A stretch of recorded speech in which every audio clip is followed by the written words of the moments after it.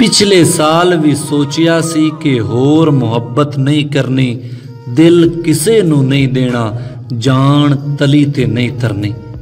ना कोई अख नशीली तकनी, ना कोई बदन गुलाबी, ना कोई जाम इश्क दा पीना, ना कोई होंठ शराबी। ना कोई जुल्फ दा कुंडल तकना, ना कोई संदल बावा, ना कोई अग इश्क दी मंगनी, ना कोई निगियां सावां।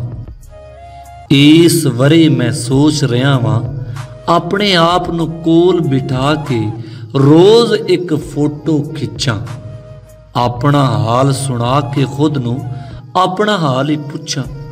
एक एक दर्द सुनावां दिल नू, एक एक दुखड़ा दसां, अपने सीने लग के रोवां, अपने आप ही हसां।